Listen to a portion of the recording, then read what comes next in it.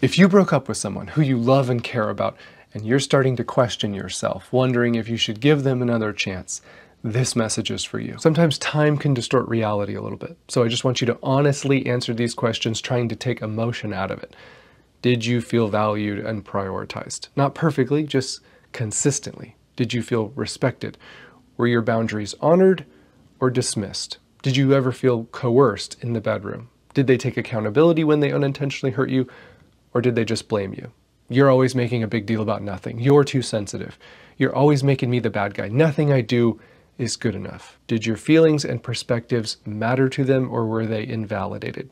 Did they add value and joy to your life, or did you feel like you were bending over backwards for someone who wasn't bending for you? I think it's important that we get honest about how we actually felt in this relationship, because so many of us will say, well, they're a good person deep down, or they have some trauma in their past, or they really needed me in their life.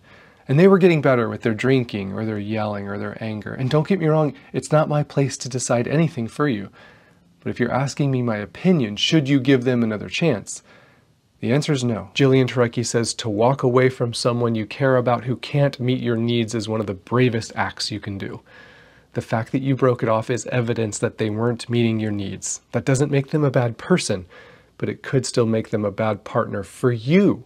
Because you shouldn't have to convince the right person that you're worthy enough to prioritize. You shouldn't have to beg the right person to love you in the ways that you feel it most. So my advice is to grieve this relationship. It's normal to feel sad, even if this was a short relationship. Allow yourself to feel the range of emotions that are perfectly normal during this process, but let's not forget that feeling sad does not mean that we made the wrong decision.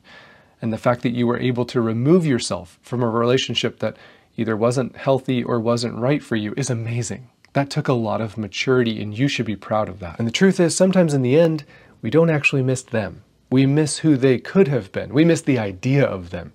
We miss the fantasy of a partner who we felt safe with, who prioritized us. Because we saw glimmers of that in this relationship, didn't we? We saw glimmers of a great relationship, but it wasn't consistent.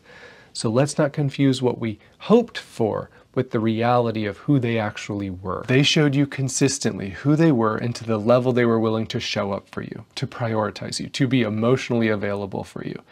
They showed you the level of neglect that they were comfortable giving out to you.